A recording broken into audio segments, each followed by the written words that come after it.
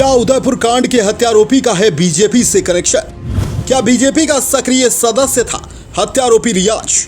पूरे देश में क्या धार्मिक उन्माद फैलाने का हो रहा प्रयास? क्या बीजेपी के प्रवक्ता ही कर रहे हैं ध्रुवीकरण का प्रयास? ऐसा हम नहीं, इस खबर को देखेंगे तो आप भी यही कहेंगे, क्योंकि राजस्थान के उदयपुर में कन्हैयालाल हत्याकांड को लेकर कुछ तस्वीरें सामने आई हैं जो आपको भी दिखा देते हैं।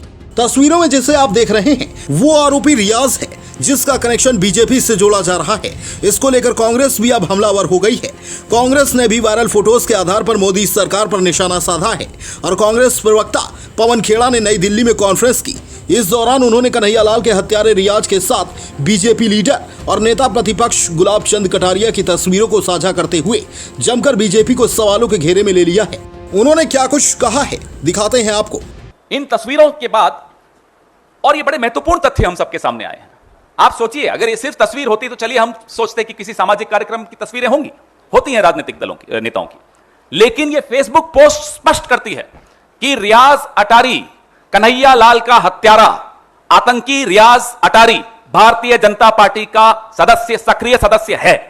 सुना आपने, साफ तौर पर पवन खेड़ा ने कहा कि मुंह में राष्ट्रवाद, बगल में छुरी। बीजेपी कांग्रेस पर आरोप लगाती है, लेकिन आज जो कन्हैयालाल केस के मुख्य आरोपी मोहम्मद रियाज को लेकर जो खुलासा हुआ है, उसके बाद भी अगर यह सवाल उठता है कि कांग्रेस सवाल क्यों उठाती है, इस देश में फिर बहुत कुछ गलत हो रहा है। इन तस्वीरों और खुलासों के बाद कुछ बेहद महत्वपूर्ण सवाल उठ रहे हैं। इनमें क्या बीजेपी और उसके नेता देश में धार्मिक उन्माद का वातावरण बनाने का प्रयास कर रहे हैं? क्या पीएम मोदी और गृह मंत्री अमित शाह अब भी बीजेपी नेताओं द्वारा धार्मिक उन्माद को फैलाने की कोशिशों पर चुप्पी साधे रहेंगे? क्या बीजेपी अपने प्रवक्ताओं और नेताओं के जरिए पूरे देश में आग लगाकर ध्रुवीकरण का प्रयास कर रही है? राजस्थान के मुख्यमंत्री अशोक गहलोत ने इस केस एनआईए को ट्रांसफर करने का स्वागत किया, पर नए तथ्य आने पर यह सवाल उठ रहा है कि क्या केंद्र की बीजेपी सरकार ने इन्हीं कारणों से इस घटना को जल्दबाजी में एनआईए को ट्रांसफर करने का फैसला किया है? आपको बता दें, इसी खुलासे में यह बात भी सामने आई है कि मुख्य आरोपी रियाज अत्तारी राजस्थान बीजेपी के कद्दावर नेता और राज्य के पूर्व गृह मंत्री गुलाब चंद कटारिया के कार्यक्रमों में अक्सर भाग लेता था।